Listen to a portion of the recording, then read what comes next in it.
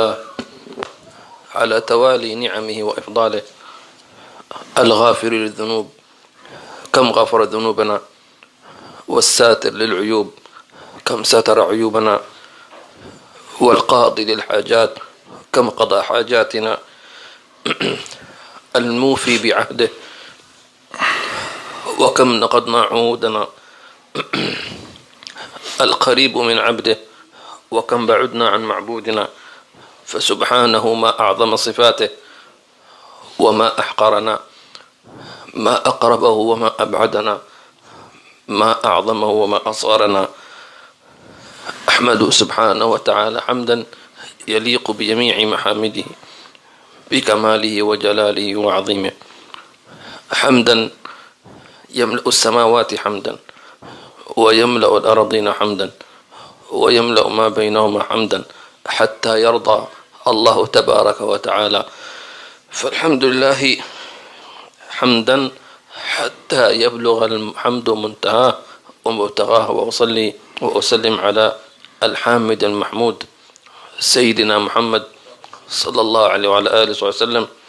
اللهم أوردنا على حوضه واجعلنا من خلص أحبابه، واجزه عنا خير الجزاء، خير ما جازيت نبيا عن أمته صلى الله عليه وعلى آله وصحبه وسلم. ثم أما بعد، فنحن وإياكم لا نزال في كتاب الأربعين الأصل للإمام الغزالي، وأخذنا في الدرس الماضي فيما يتعلق بالخوف، وقلنا أن الذي يمنع الإصرار على المعاصي هو الخوف. فلا بد للعبد منا إذا كان مبتلا بالمعاصي فإنه لا بد أن يخاطب نفسه من باب الخوف من الله تبارك وتعالى، حتى يعظم أمر الله ومقامه في القلب.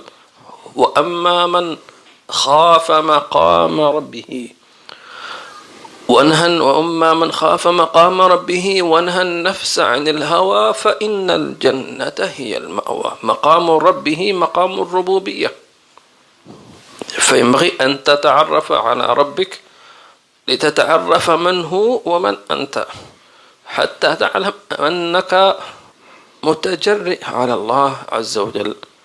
أسأل الله عز وجل أن يقسم لنا من خشيته ما تحول به بيننا وبين معصيته في خير وعافية. أعوذ بالله من الشيطان الرجيم. بسم الله الرحمن الرحيم. الحمد لله رب العالمين، والصلاة والسلام على سيدنا محمد وعلى آله وصحبه أجمعين. In the name of Allah, the most gracious, the most merciful, all praise is due to Allah subhanahu wa ta'ala, for He is the one who continues to shower His blessings upon us. He is the one who continues to conceal our faults and forgive our sins. And with all of our lowliness, He continues to shower His blessings upon us. For He is the one who is close to the servant, and yet the servant chooses to distance themselves from Him. How beautiful is He, yet how lowly are we. So may we express a gratitude and a praise to Allah subhanahu wa ta'ala that is befitting of His divine majesty. May those expressions of gratitude and thanks fill the skies and the heavens and the earth and all that is in between until it makes Allah subhanahu wa ta'ala content with us. And may the best of salutations be passed on the Prophet Muhammad sallallahu alayhi wa alihi wa sahbihi wa sallam, the one who is constantly praised, Al-Hamid Al-Mahmud, the one whom may Allah subhanahu wa ta'ala unite us upon His pond on the Day of Judgment and make us of His beloved close ones, close to the Prophet sallallahu alayhi wa sallam. We ask Allah subhanahu wa ta'ala to reward him over and above that which he has fulfilled of his duty in the heavens and towards the ummah on earth. So tonight we continue in the 40 Foundations of the Religion by Abu Hamid al-Ghazali, the great scholar Abu Hamid al-Ghazali. In the last lesson we looked at the lesson of fear of Allah subhanahu wa ta'ala, in that having a proper fear of Allah subhanahu wa ta'ala aids us in holding back from committing of sin. So if you want to cut off sins, or you want to reduce the committing of sins, you need to develop your fear of Allah subhanahu wa ta'ala until you have utmost reverence in your heart towards Allah subhanahu wa ta'ala.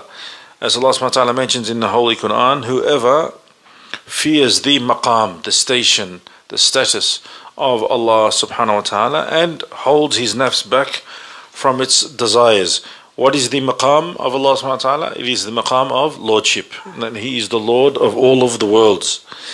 So by understanding this, the servant would not even dare to commit an act of sinning before the great Lord Allah subhanahu wa ta'ala. الليلة إن شاء الله تعالى نأخذ في أصل الثالث من المنجيات أو صفات القلوب الطيبة، وهو الزهد. وسيشرح الإمام الغزالي معنى الزهد ومن وعلى ماذا تزهد ولماذا تزهد. نسأل الله عز وجل أن يرزقنا هذا المقام في عافية. Tonight we'll be looking at the third foundation of the sifat, or the characteristics of those who possess pure hearts, and that's the sifa of zuhd or asceticism. We'll look at it tonight inshallah. Abraham al-Ghazali explains it, and he explains why we should exercise zuhd and from what should we exercise zuhd. Bismillah. بسم الله الرحمن الرحيم، وصلى الله على سيدنا محمد وعلى آله وصحبه وسلم. من كتاب الأربعين في أصول الدين للإمام أبي حامد الغزالي رحمه الله تعالى، ونفعنا به وبكم آمين، وجمعنا به وبكم في الفردوس الأعلى، ورضي الله عنكم جميعا. الأصل الثالث في الزهد. قال الله تعالى: ولا تمدن عينيك إلى ما متعنا به أزواجا منهم زهرة الحياة الدنيا لنفتنهم فيه ورزق ربك خير وأبقى. وقال تعالى: من كان يريد حرث الآخرة نزد له في حرثه ومن كان يريد حرث الدنيا نؤته منها وما له في الآخرة من نصيب. وقال الله تعالى في حق قارون: فخرج على قومه في زينته قال الذين يريدون الحياة الدنيا يا ليت لنا مثل ما أوتي قارون إنه لذو حظ عظيم. وقال الذين أوتوا العلم ويلكم ثواب الله خير لمن آمن وعمل صالحا. فبين أن الزهد من ثمرات العلم.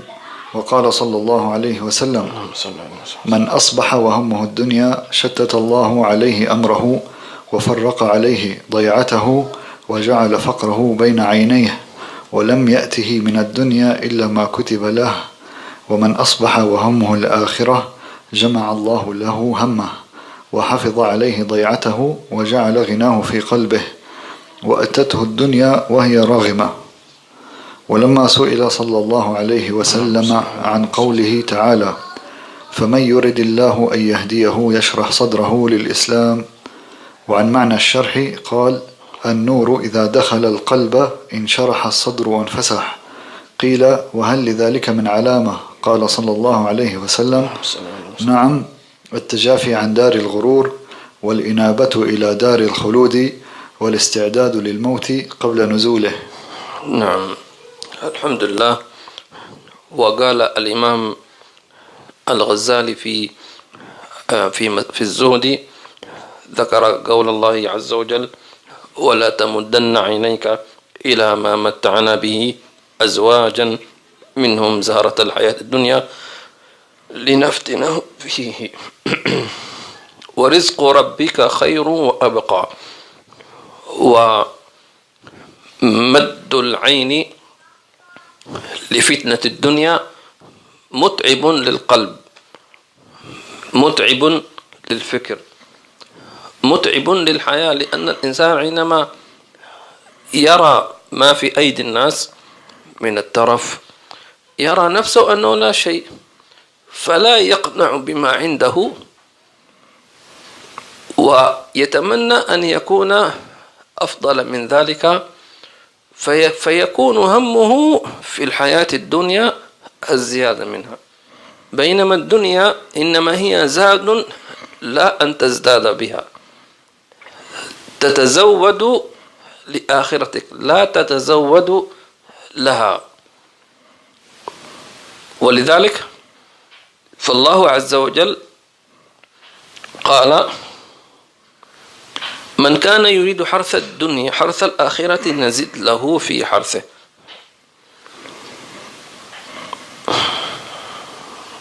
ومن كان يريد حرث الدنيا نؤته منها وما له في الآخرة من نصيب. فالذي يريد الآخرة يعطيه الآخرة ويعطيه الدنيا، لأن الدنيا متاع من متاع الآخرة. واضح؟ ومن كان يريد الدنيا نؤته منها، لكن ليس له في الآخرة من نصيب لأنه عجل. ولذلك سمت الدنيا من أسمائها العاجلة، أي أن أصحاب الدنيا يستعجلون المتع واللذائذ والشهوات، فيريد أن يأخذها كلها في الدنيا، فعجلت لهم في الدنيا خذ.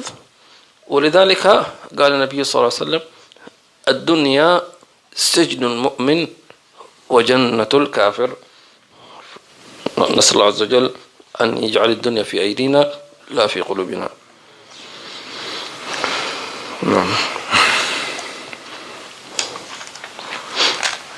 So, Alhamdulillah, Abu Hamid al-Ghazali says about zuhd or asceticism.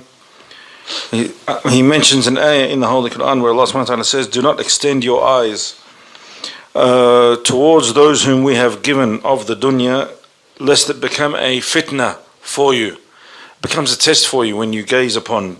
So the gazing of the eye, firstly, it tires one's heart. You know, when you look about here and there of the dunya and seeing what people possess, it disturbs your heart, it tires your heart, and it occupies your thoughts. So when you look at what people possess, and perhaps you see that they have more than you, or better than you, or different to what you have, the person becomes in a state of not being content. And so they wish to have that which others possess or have better. So the person becomes burdened with trying to achieve of the dunya. Yet the dunya is supposed to be for you to use it for your akhirah, not the other way around where you just tire to acquire the dunya. All of your efforts should be for the akhirah, and you take that which you need for the akhirah from the dunya. And Habib used the word mazad or mata', if you like. It's like tools or things or equipment that you need as part of the journey to get to the akhirah. And in the Holy Quran, Allah subhanahu wa ta'ala says, whoever desires the tilth of the akhirah, in other words, the rewards or the farmland or the that which you sow, if you want the reward of that which you sow in the akhirah, you shall be granted of it. And whoever seeks the tilth or the farmland, if you like, of the dunya, we will also give him of the dunya. And so those people who chase the dunya, and the dunya is termed al-ajila, that which is brought forward. Okay, and those people who tire towards the dunya are impatient and they want it now. They want their reward. They want the results of their efforts to be shown now. So these people are ajilatun, if you like. They are impatient and they want it all brought forward for them in the dunya. And that's why the Prophet ﷺ says that this dunya is a prison for the believer and it's like a paradise for the non-believer. في الحديث من أصبح وهمه الدنيا شتت الله عليه أمره. كيف يصبح الإنسان والدنيا همه على ما كان يمسي عليه؟ من أمسى على شيء أصبح عليه. ولذلك من هنا النبي صلى الله عليه وسلم أمرنا أن يكون آخر عهدنا هي صلاة الوتر، حتى لا يكون آخر عهدك هي الدنيا، بحيث أنها تنام عليها وتستيقظ عليها. وليس المقصود تركها البتة. أكيد واحد لا بد يفكر في حياته ويفكر في يعني مصالحه، لكن التفكير هذا لا يؤدي إلى التشكيك في وعد الله عز وجل. واحد، الشيء الثاني أن لا يؤدي هذا التفكير إلى مرحلة ما بعد التفكير إلى وجود القلق أو الخوف أو الاضطراب. وهذا القلق أو الخوف والاضطراب يؤثر في حياة الإنسان أولا مع ربه تبارك وتعالى. فأدنى مشكلة يحصل لهذا الإنسان تجده يتهاون في صلاته، يظن ظانا يقول طب أنا أصلي وأنا كنت ملتزم وأنا شوف آخرتك كيف. فيقول خلاص إذا أنا أصلي وأصوم وأعبد الله عز وجل كل شيء ومع ذلك حصل لهذا الشيء فما في فائدة أصلا. فيحصل عنده اضطراب داخلي قلبي مع الله تبارك وتعالى والعياذ بالله تبارك وتعالى، لأنه فكر في هذه الدنيا من زاوية محدودة من تفكير أهل الدنيا. ولكن لو فكر بتفكير آخر، بتفكير إنسان مؤمن متعلق بالله عز وجل، أنه الإنسان إذا كان يرغب في شيء فصرف عنه ذلك الشيء، أول شيء ما يتبادر على نفسه أن الله صرف عنه سوءا لا يعلمه، صرف الله عنه شرا لا يعلمه. وعسى أن تحبوا شيئا وهو شر لكم وعسى أن تكرهوا شيئا وهو خير لكم والله يعلم وأنتم لا تعلمون فإنك تعلم ولا أعلم. سبحان الله. فيسلم الأمر لله تبارك وتعالى. ثم بعد ذلك تكون الدنيا، لأنه يعلم إذا أقبلت فهي فتنة وإذا أدبرت فهي نعمة. فلو أخذنا هذا التفكير من هذا المنطلق فلن تكون الدنيا هي أكبر هم الإنسان ولا تفكيره. أسأل الله عز وجل أن يعيننا وإياكم، يعطينا خير الدنيا والآخرة ويسب عنا شر الدنيا والآخرة. So sometimes a person is burdened by thinking so much about the affairs of the dunya, and it causes him to oscillate and be distracted in their comings and goings as a human being in their daily life. So you'll find that the person can even go to bed at night thinking about the affairs of the dunya.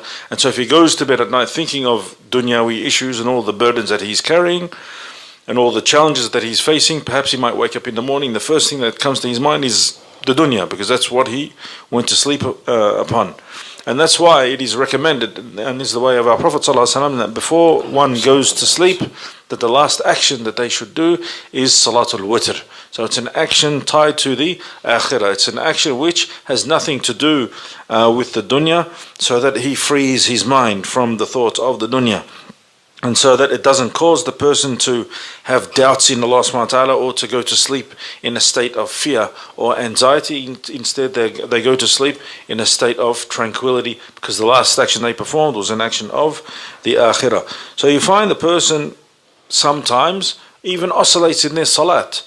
A person might think to himself, I prayed, I did all of my acts of worship and all of my duties, yet look at the end result. Look what happened to me. Why didn't my prayers stop me? And they start to have these negative thoughts and this internal battle with Allah subhanahu wa ta'ala. And why do they have these thoughts or they limit themselves? Because their thoughts are confined, or they use the measure of the dunya. They're saying, I prayed and I did all these things, so therefore I should have seen the result now. They are limiting themselves and their thoughts to the dunya. They are not actually measuring the situation through the eyes of a true believer who has a heart that is connected to Allah subhanahu wa ta'ala. A true believer reads the situation differently. He might say, yes, even though I've done all of my fasting and all of my duties and my prayers before Allah, for the sake of Allah subhanahu wa ta'ala, and yet the result was not as I expected. Perhaps it could have been because Allah subhanahu wa ta'ala wanted to protect me from something which was going to occur if I went down this particular path. As Allah subhanahu wa ta'ala says, perchance that you detest something even though it is good for you. At the same time, you might like something or wish for something even though it might be bad for you. So in any case, in any situation, Allah subhanahu wa ta'ala is the best of planners. Allah subhanahu wa ta'ala is the one that knows the unseen. We don't know the unseen. So for the true believer, whether the dunya comes or goes, it makes no difference to his internal state and his own internal condition with Allah subhanahu wa ta'ala. فما يريد الله أن يهديه يشرح صدر الإسلام. والنبي صلى الله عليه وسلم سئل عن ذلك فقال إن النور إذا دخل القلب انشرح الصدر وانفسح. ثم ذكر أن من علامة ذلك التجافي عن دار الغرور، الابتعاد عن دار الغرور. ولم يقل الدنيا بشكل عام، لأن من أسماء الدنيا دار الغرور. فما من مسلم إلا شرح الله صدر الإسلام ولله الحمد. ومعنى ذلك أن عنده شيء من الزهد. فمثلا كون أن المسلم العادي يمتنع عن المحرمات اللي هي تدعو إليه نفسه كما يفعل الكفار. الكفار الآن يفعل ما يشاء، واضح، ما يحتاج إلى شرح يعني. فالمسلم مثلا يمتنع عن كذا وعن كذا وعن كذا، بينما نفسه تريد ذلك، تشتهي ذلك، لأن أمارة بالسوء. لكن ليش ما تشرب الخمر؟ والله أنا مسلم حرام، بينما هو ربما يريد ذلك. أو مثلا يريد أن يصاحب فتاة مثلا كما يقول جير فريند وكذا. طب لماذا لا تفعل ذلك؟ يقول لا أنا هذا حرام في ربما، لكن بينما نفسه الأمارة تشتهي ذلك. فكونه ترك هذا الأمر طيب فهو زاهد في الحرام. وهنا يأتي دور، لماذا زهدت في الحرام؟ هل خوف من العقوبة، أم رغبة في نعيم الآخرة، أم ابتغاء مرضات الله، أم غير ذلك؟ هنا يأتي التفاوت في أحوال المسلمين. مثلا 1,000,000 مسلم لا يشربون الخمر، لكن متفاوتون في أسباب ذلك الترك، واضح؟ فالتفاوت في أسباب ذلك الترك هو يتوقف عليه ذوق الإيمان، تمام؟ فكلما كان الترك إجلالا لعظمة الله وامتثالا لأمره وعبودية له وابتغاء ثواب الآخرة ذاق حلاوة الإيمان، واضح؟ بينما لو ترك ذلك الحرام بينما في باطنه يسائل ربه ويناقشه ومعترض على ذلك. في ناس مثلا كثيرين مثلا معترضين على قرارات مثلا في البلد، لكنه لا يقدر أن يظهر ذلك الاعتراض، لأنه يعرف لو أظهر اعتراض سيسجن. فهو ممتثل للقانون، في باطنه معترض عليه، ويفرح إذا سمع شخص قام على القانون، تمام؟ يشجعه باطنيا لا ظاهرا.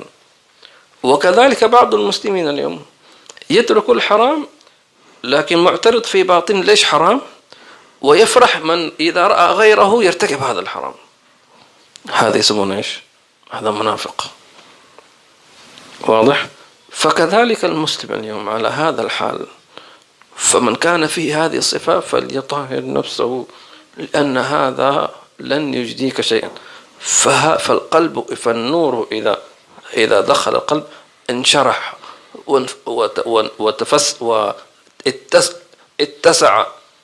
اتسع لأنوار الله عز وجل. فكلما انفتحت أنوار اتسع القلب تلقى أنوار الله عز وجل. فكلما تلقى تجافى عن دار الغرور. لماذا؟ لأن يرى أن دار الغرور هي كلها ظلمة. فمن يرى النور هل يريد ظلمة؟ ممكن؟ مش ممكن، مستحيل. الذي يرى الطيب يريد، هل يبحث عن الخبيث؟ لا. فكلما أعطاك الله نورا في قلبك كشف لك عن حقيقة الدنيا المتكائتة التي يتكالب عنها الناس يرونها زينة وحلوة، بينما أنت تراها أنها على الحقيقة. تشوف على الحقيقة وسخة وقذرة. سبحان الله. اللهم أرنا الدنيا كما أريتها النبي صلى الله عليه وسلم في عافية. So the Prophet ﷺ talks about how when the nur enters the heart of the believer, their chest becomes expansive and they see the reality of things. And this is the reality of the nur of Islam when it penetrates the heart of a believer. So how does one distance oneself from the attractions of the dunya? And the attractions of the dunya, we use the term ghurur. It attracts you, it drags you towards it. Now every Muslim, every person that is a Muslim has received some level of guidance. So for the normal everyday Muslim who avoids sinning, he is to a degree withholding himself, holding himself back, even though his nafs, his lower self internally, may wish to perform that sin, but they are holding themselves back. So for example, you might find a person, you ask the Muslim, why is it that you don't drink alcohol? And his answer is, I'm a Muslim.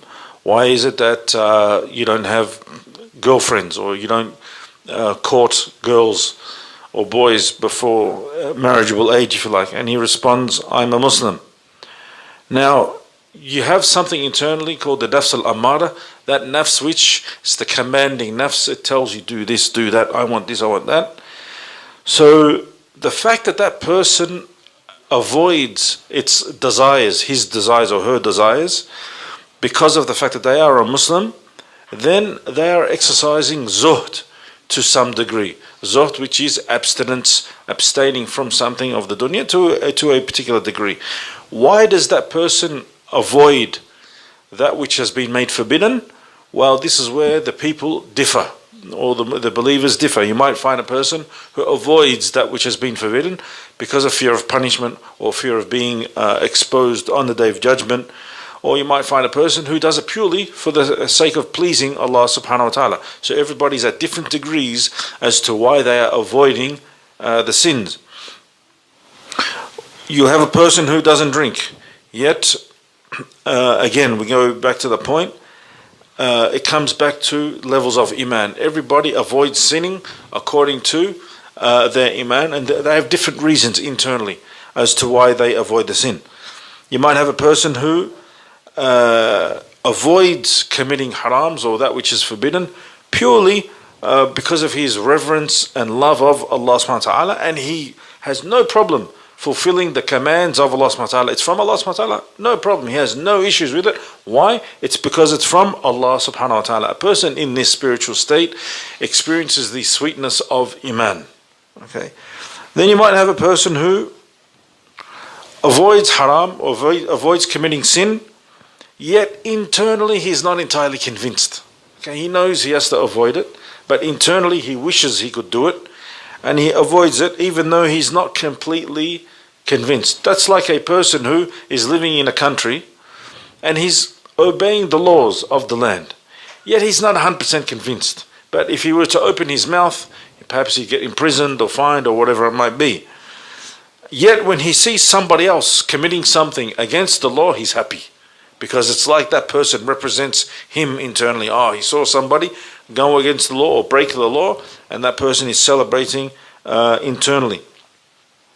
Likewise, if you have a person who is outwardly a Muslim and he does not sin, yet he sees somebody else commit a sin, if he is happy to see someone else commit a sin because he wishes he could commit that same sin, this person is a munafiq. It's hypocrisy. So he's not entirely convinced internally. And this person needs to go through stages of purification. So therefore, there is a process that occurs where the nur, the divine light, enters the heart, and so it expands. It expands to the point where it becomes more and more receptive to receive the nur of Allah subhanahu wa ta'ala. And so when the person sees with the nur of Allah subhanahu wa ta'ala, he is not distracted or attracted by any of these attractions of the dunya, because he sees the reality. He sees with nur, and the person who experiences nur, why would they want to go to darkness?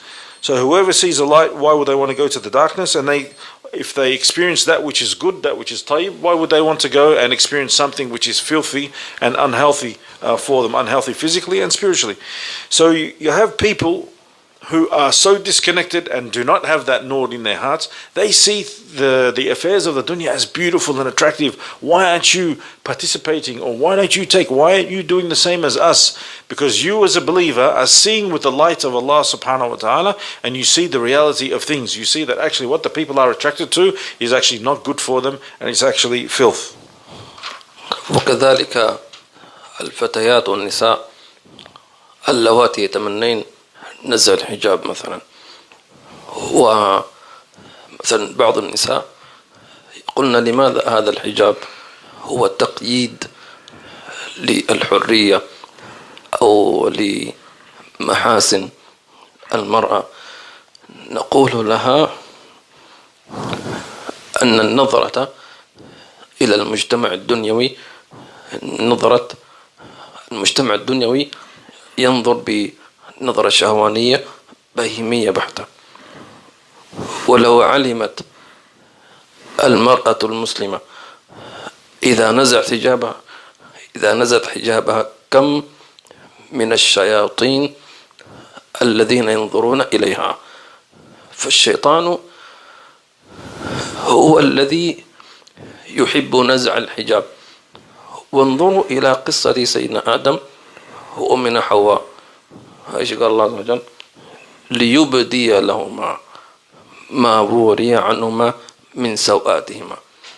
فكان الشيطان أراد من أكل آدم وحواء من تلك الشجرة لا أن يكون من الخالدين كذاب، ولا أن يكون من المقربين كذاب، بل ليبدي لهما ما وري عنهما من سوآتهما. ثم قال الله عز وجل في الآية التي بعدها، بعد كم آية: يا بني آدم لا يفتننكم الشيطان كما أخرج أبويكم من الجنة ينزع عنهما لباسهما ليريهما سوآتهما. ثم قال بعدها: إنه يراكم هو قبيله من حيث لا ترونهم. فكلما نزع الإنسان ذكرا أو أنثى ملابسه فالشيطان يراه هو قبيله، قبائل الشياطين كلها. فهل ممكن واحد يتصور المرأة هذه إذا نزلت حجابها يمكن يشوفها مليون شيطان، وكل شيطان يعجب بها ثم يتلبس بها، فإذا لم يستطيع فإن الشيطان يغوي شيطانا آخر من شياطين الإنس فيقول له روح تعرف على هذه البنت، فيأتي شيطان إنسي قد دله عليها شيطان جني، فتكون هذه الفتاة أو المرأة ألعوبة في أيدي الشياطين. هل تريدين ذلك؟ والله لا يريد ذلك، لا يريد أن تكوني ألعوبة. فاستمعي لتوجيه الله ورسوله صلى الله عليه وسلم، ولا تنظري إلى ما تشتهي نفسك، وإن تطيعوه تهتدوا. نعم. So, for our dear sisters, the women and the girls who wish to remove their hijab, some people might be saying, oh, you are restricting your freedom, you are restricting, why withhold such beauty, you're covering up all that beauty, why don't you take off your hijab? This is the measure of the people of the dunya who have no connection with Allah subhanahu wa ta'ala. They look through the eyes of this world, the beastly gaze, the gaze which is tied to the earth and beasts. If the Muslimah were to remove her hijab, if she knew how many devils gaze upon her when she removes her hijab, she would be surprised. The devil loves this. The devil loves when the woman goes about exposed, uncovered, without hijab, without modest clothing. And when Allah subhanahu wa ta'ala was talking about this in the Holy Quran, Habib referred to the ayat of Prophet Adam alayhi salam and his wife Hawa when they were in Jannah, and the devil came to them and tried to convince them to eat of the apple as a liar, he was trying to promote it. If you were to eat of this tree, then you would live forever and enjoy eternal bliss in heaven. Of course, this was a lie, and this was the deception of the shaitan. What he wanted to do was actually have them kicked out of Jannah. He wanted to expose, he wanted them to see that which has been covered of their privates and remove some form of bashfulness. And Allah subhanahu wa ta'ala mentioned, He said, O son of Adam, do not let the devil deceive you as he deceived your father Adam, because the devil sees you as being of one of his tribes. As soon as you remove your clothing, you become one of the minions of the shaitan. As soon as your clothing is removed, he sees you as one of his soldiers. He will use you in that state where you are totally exposed.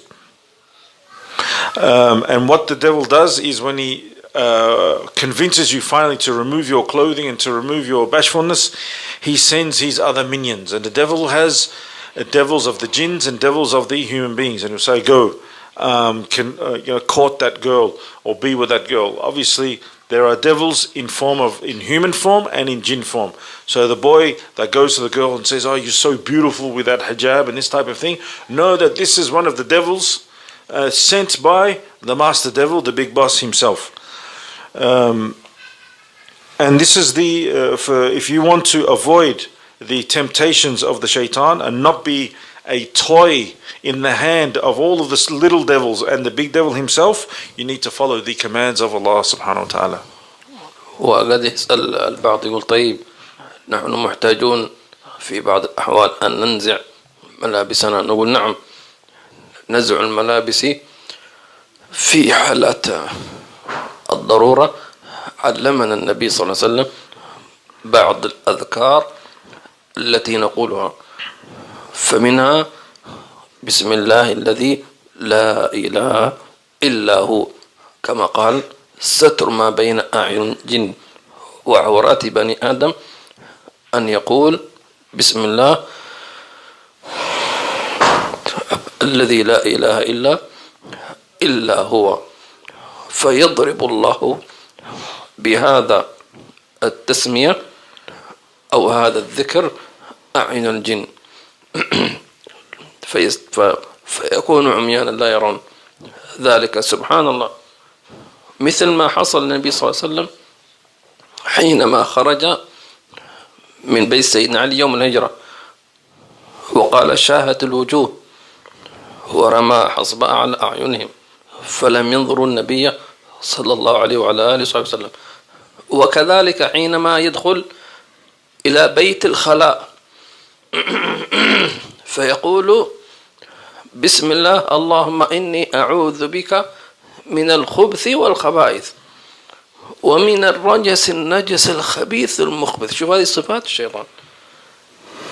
اللهم إني أعوذ بك من الخبث والخبائث. الخبث هم ذكور الشياطين والخبائث نساء إناث الشياطين.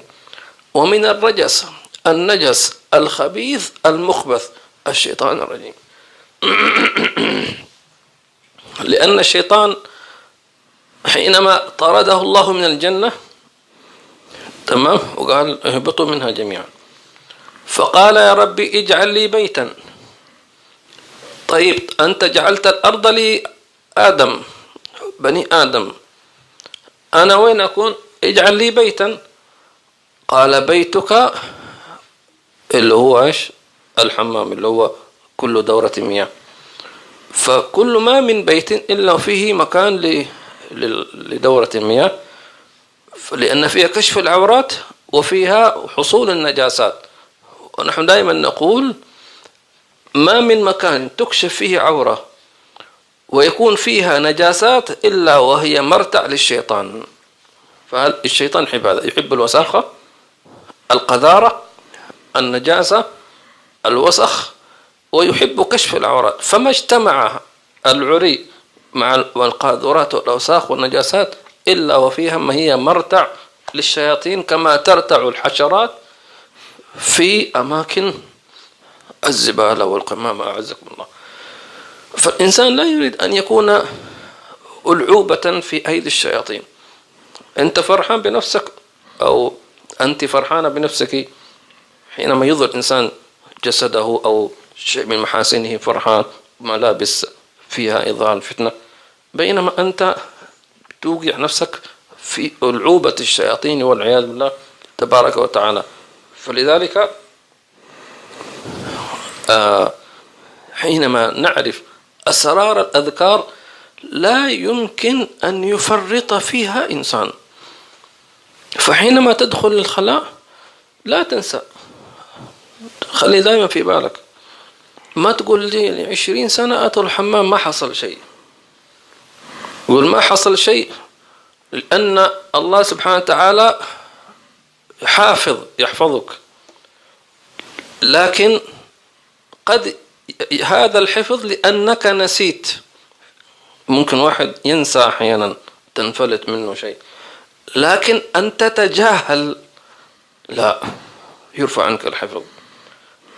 أن تتصاغر، أن لا تهتم، لا، إذا نسيت نحفظك لأنك أنت مش متعمد معظم. لكن إذا أنت مستهين متهاون مستصغر، لا خلاص، أنت مستهين ما تريد، ترى أنه هذا لا شيء وأنت تقدر تدافع عن نفسك، يلا ورينا طيب تفضل. فينزع عنه الحفظ، يعني ما عنده ضمان. تشتري بضاعة ما عليه ضمان، تشتغل معك يوم خلاص بخرب بعدين ما في ضمان. إن كل نفس لما عليها حافظ يحفظها الله سبحانه وتعالى. اللهم احفظنا من أعين الجن والإنس في عافية. A person may ask, okay, but there are times when we need to remove our clothing. This is a necessity. It's part of everyday life. Yes, you do. And the Prophet ﷺ has taught us adhkar, litanies, ad'iyah, du'as or prayers that we say at the time of removing our clothing.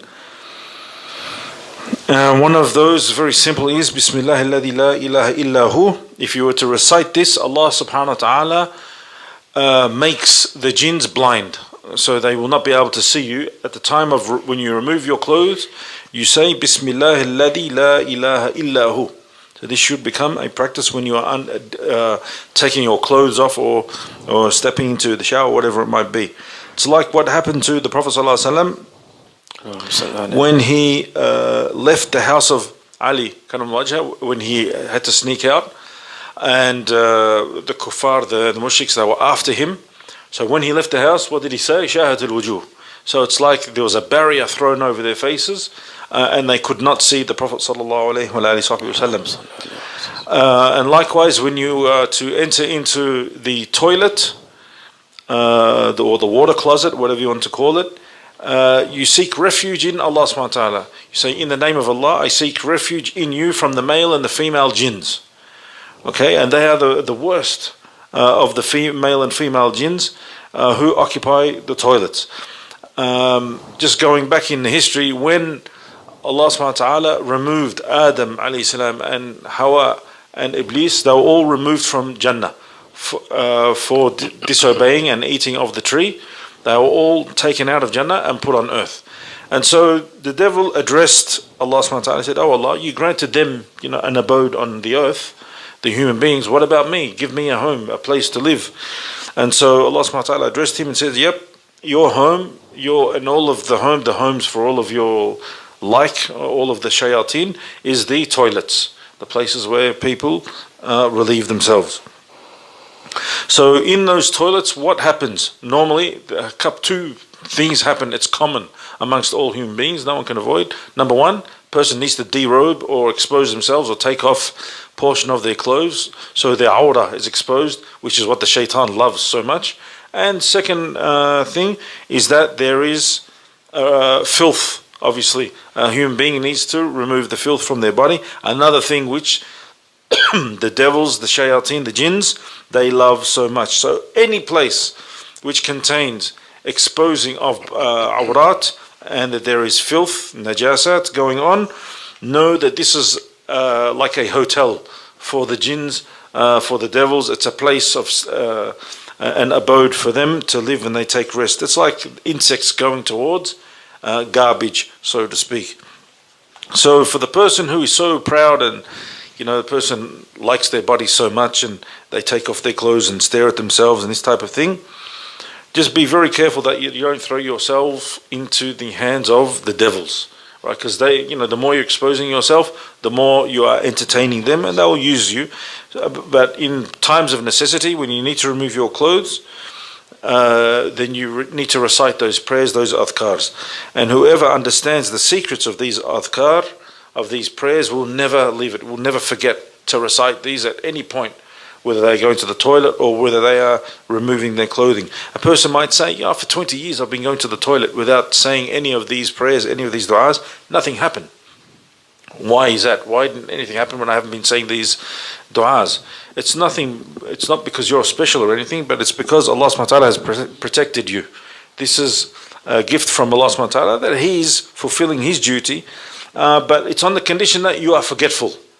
But for the person who knows of the ad'iyah, but he's lazy, or he thinks, this is nothing, I don't have to do it, or he's belittling it, and he's not taking it very serious, then there is no protection. There is no guarantee of protection. It's like Habib said, you buy something, you buy a product, but there is no guarantee. Can't guarantee if it's going to work or not. Okay? So don't expose yourself to such situations. Allah subhanahu wa ta'ala says in the Holy Quran, for every nafs there is a form of protection which is granted by Allah subhanahu wa ta'ala. نعم.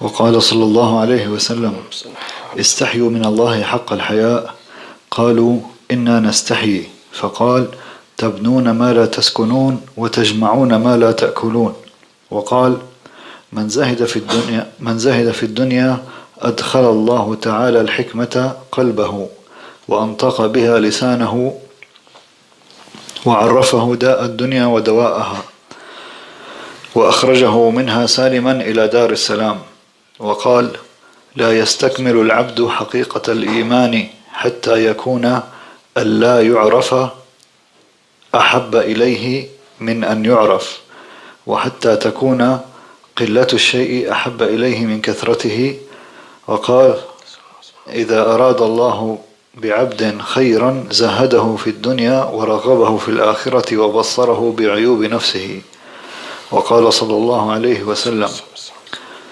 ازهد في الدنيا يحبك الله تعالى وازهد فيما في أيدي الناس يحبك الناس وقال من أراد أن يؤتيه الله تعالى علما بغير تعلم وهدى بغير هداية فليزهد في الدنيا.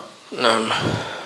خلاصة هذه الأحاديث أن لا تجتمع محبة الدنيا والحكمة.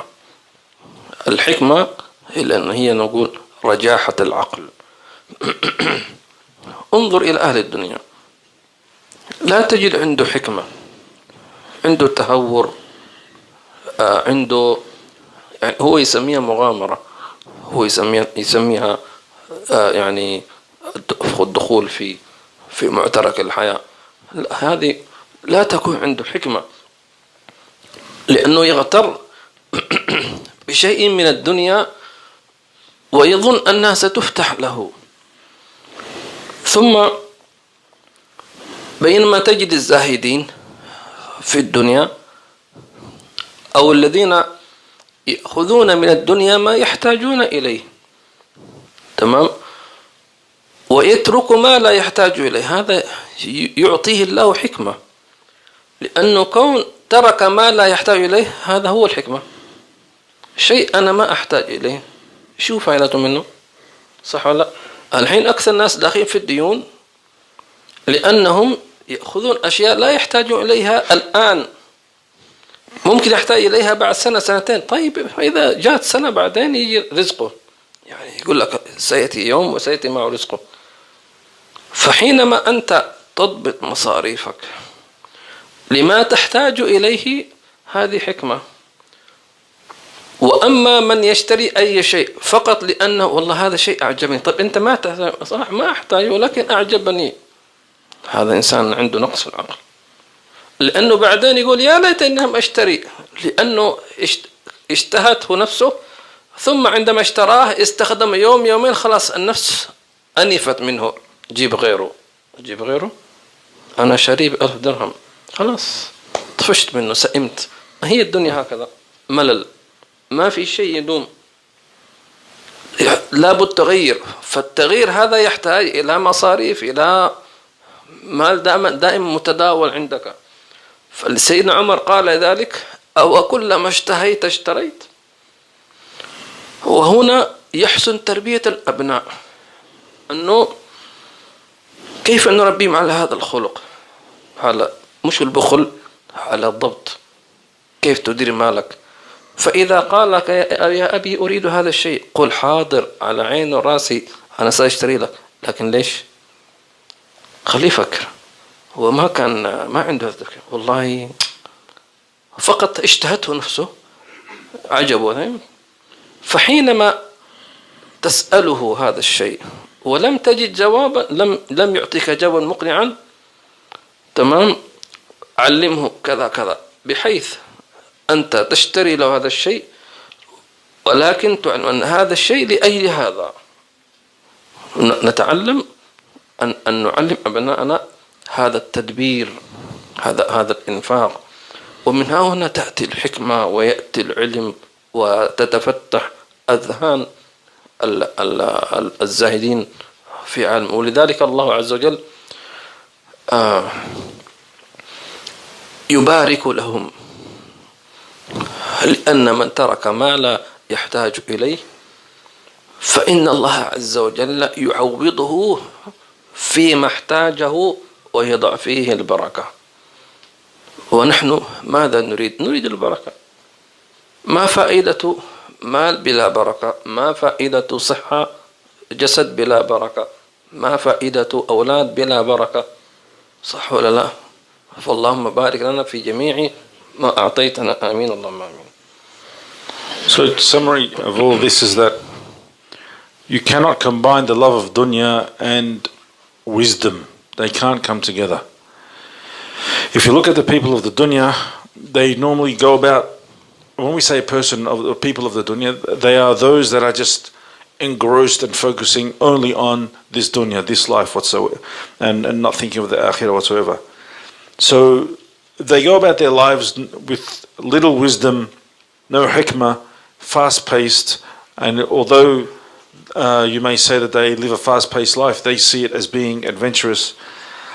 That kind of person sees something of the dunya and he says that if I acquire it, then that's a symbol of success, or that if he does acquire it, that will help him to get to other levels and other stages within the dunya. That's their measure. They constantly chase the dunya.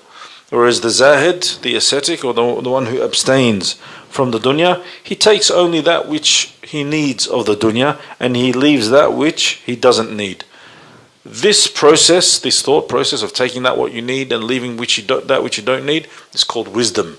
It's called hikmah. People today get into debt. Why do they get into debt? Because they use credit to buy something which they don't need.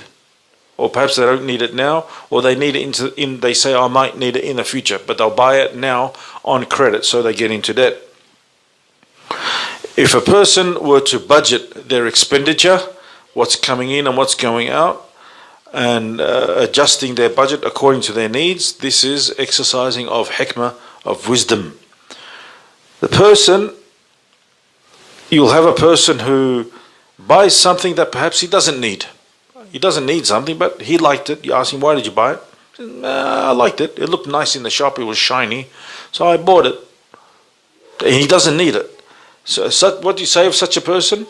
Or your analysis of such a person? He has little wisdom, a low IQ. This person is just wasteful. Or perhaps he uses that which he purchased for 1 or 2 days. He bought it looked great in the shop, he bought it, took it home, used it, and after the second day he got bored of it.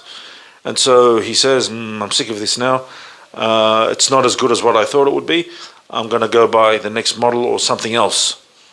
And so constantly wasteful. This person is completely attached to the dunya. You look at this saying of Sayyidina Umar radiallahu anhu. What did he say? So is it that everything you desire, you buy it? Everything that comes to your nafs, you desire, you buy it? Why?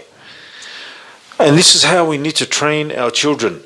when your son or your daughter comes to you and says, I need to buy something, I need to buy this or that, you sit down with them and say, no problem, alayni, as they say in Arabic, no problem, my heart, I'll give you my heart, no problem. Okay, what's the reason why you want to buy? Understand from them. And this asking them questions, it's not interrogation, but you are making them speak out loud of their thoughts. So you're training them to do an analysis themselves. So if you don't find that there is a convincing answer, there is no real reason as to why they want to buy such a thing, then you are making themselves, it's almost like they're exposing themselves, or they're revealing, okay, maybe it wasn't such a good idea. And that you are teaching them that there needs to be a reason why you are purchasing something. Like, is there a need? What kind of a need is there? By doing this, you are teaching them the concept of planning and the concept of budgeting and not being wasteful. And from here, you will see wisdom will start to sprout within your children and within yourself. Allah subhanahu wa ta'ala here at this point will put the barakah, especially in the person who does not take money if he doesn't need it. For the person who doesn't take money, if he doesn't need it, you'll find that Allah subhanahu wa ta'ala will grant him barakah in the money at the time when he does need it. Allah subhanahu wa ta'ala will make that money go further than for the person who is wasteful with his money. And you'll find that barakah also spread throughout his children and his health. What's the point of having no barakah in one's wealth, one's children, or in one's wealth? نعم. ثم الإمام الغزالي يتكلم إن شاء الله تعالى عن حقيقة الزهد، تعريف الزهد، ما هو الزهد، أقسام درجاته. إن شاء الله هذا يكون في الدرس القادم إن شاء الله تعالى. اللهم زهدنا في الدنيا واجعل الدنيا في قلوبنا لا في أيدينا، اجعلها في أيدينا في قلوبنا، اللهم لا تجعل الدنيا أكبر همنا ولا مبلغ علمنا ولا إلى النار مصيرنا برحمتك يا أرحم الراحمين. اللهم اغننا بحلالك عن حرامك وبطاعتك عن معصيتك وبفضلك عن من سواك بكرمك وجودك وإحسانك يا أرحم الراحمين. بالسلاسل الفاتحة وإلى حضرة النبي صلى الله عليه وسلم.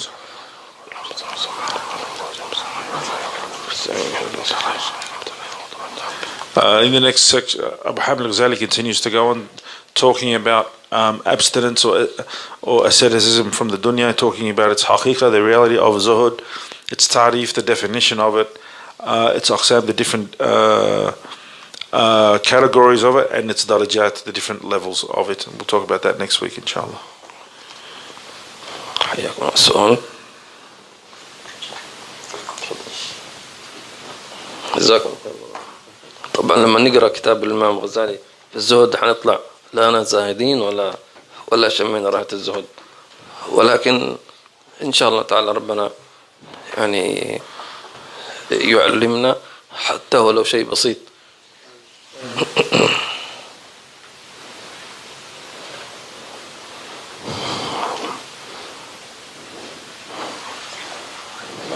جزاكم الله خير الأخت سكينة، جزاكم الله خير على متابعتكم لدروسنا، وكذلك الأخت ليلى، الله يبارك فيكم. والمتابعة للدرس يدل على الحرص على أن الإنسان يتزود من دنياه لآخرته. سؤال. طبعا الزهد درجات، وإنسان يعني في درجة أولى وثانية وثالثة ورابعة، وإن شاء الله تعالى كما ذكرنا أن المسلم ما دام أنه ترك الحرام فعنده، لأن الله قال للكافرين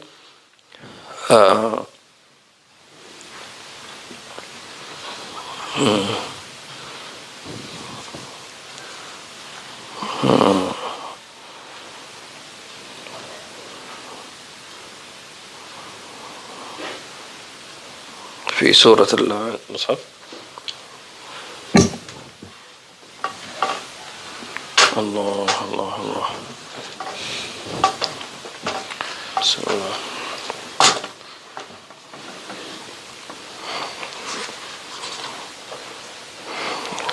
قال عن الكافرين ويوم يعرض الذين كفروا على النار أذهبتم طيباتكم في حياتكم الدنيا واستمتعتم بها فاليوم تجزون عذاب الهون بما كنتم تستكبرون في الأرض بغير حق بما كنتم تفسقون. فالله عز وجل ذكر أن الكافرين هم ما زهدوا في الدنيا، قال عنهم أذهبتم طيباتكم في حياتكم الدنيا واستمتعتم بها. أنتم يا كفار ما في شيء عندكم حرام، إباحية كمان اليوم نعيشها، يعني افعل ما تشاء، حتى وصل حال إلى الزواج المثلين والعياذ بالله عز وجل.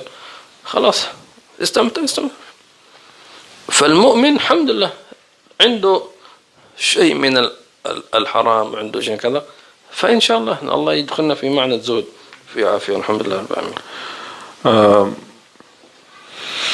Habib just showed us an ayah in the Holy Quran where Allah subhanahu wa ta'ala talks about the zuhd. He says regarding the kafirs, because on the day of judgment they'll be shown the hellfire and they'll be surprised. Why? Allah subhanahu wa ta'ala will tell them, because in the dunya you had no limits, you took your reward in the dunya, you did not hold back, you did not exercise zuhd in the dunya at all, you did not hold yourself back, you did what you liked, you went about, so you took, you wanted to live a joyful life in the dunya, you took that. Now this is the result of the life that you lived. And so those that live a life of completely no rules in this dunya, like Habib mentioned, the marriage of homosexuals and this type of thing, they have no limits. So what's the recompense for them in the hereafter? It's the hellfire. السلام عليكم. تفضل. في الناس يذكرون الآية ولا تنسى نصيبك من الدنيا، ولكن يذكروها بطريقة عشان يبرروا يعني شغلهم في الدنيا مثلا. نعم، هذا إن شاء الله الدرس القادم كله. طبعا هو ليس المقصود الزهد أنه واحد يترك الدنيا شغله، لا إن شاء الله الدرس القادم كله يكون في تفصيل.